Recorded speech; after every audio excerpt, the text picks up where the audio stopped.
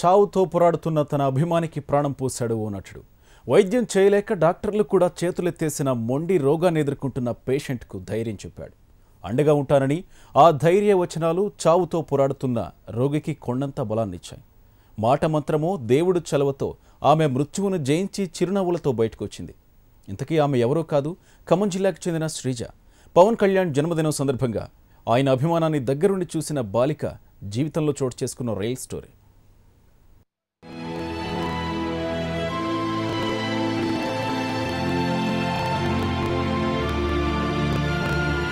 ఖమ్మం జిల్లా పాల్వంచలోని కేటీపీఎస్లో ఇంజనీర్గా పనిచేసే బండి నాగయ్య నాగమణి దంపతులకు ఇద్దరు కూతుళ్లు. 13 ఏళ్ల చిన్న కుమార్తె శ్రీజ గత ఏడాది తీవ్రమైన అనారోగ్యానికి గురైంది. హైదరాబాద్లోని ప్రముఖాసుపత్రిలో చికిత్స అందించిన డాక్టర్లు ఆమె వైరల్ మెనింగో ఎస్కపిటైటిస్ అనే మెదడు సంబంధిత వ్యాధితో బాధపడుతోందని, వైద్యం కష్టమని తేల్చారు.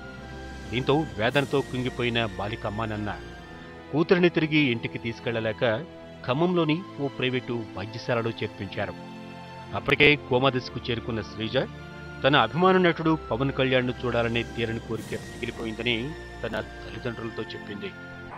శ్రీజ, నేను వచ్చాను, నీకేమీ కాదు, నేనున్నా అని చెప్పి చేయబట్టుకొని చెవిలో పిలిచారు. శ్రీజ, నేనున్నా, నువ్వు ధైర్యంగా అని చెప్పని అన్నారు.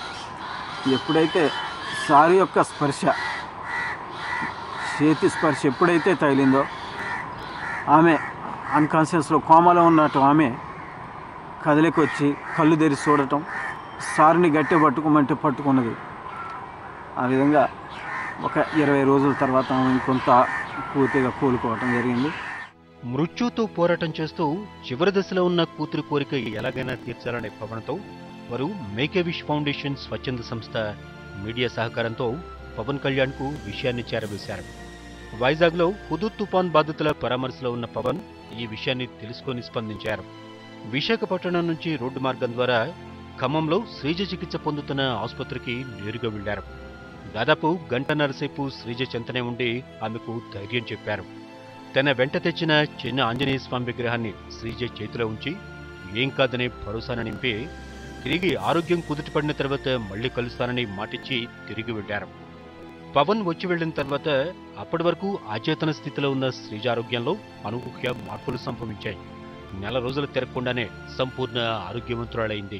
ఆ పాప ఆరోగ్యం బాగలేనప్పుడు ఆ పాప దగ్గరికి వచ్చి ఆ పాపని తట్టి ఆ పాప కోసం కన్నీరు కార్చారు మీరు. ఆ స్పర్శతో నా బిడ్డ కోలుకున్నది.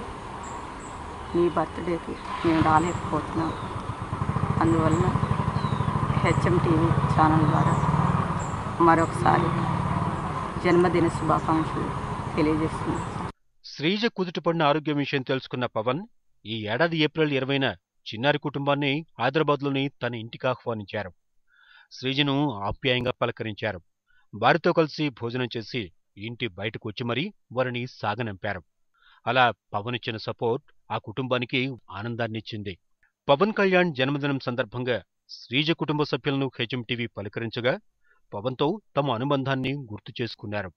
ఆయన చేతి స్పర్శ తగిలిన తర్వాత శ్రీజ మంత్రం వేసినట్లుగా కోలుకొని మామూలు జీవనం గడపడం అద్భుతమైన విషయమని సంతోషంతో చెప్తున్నారు.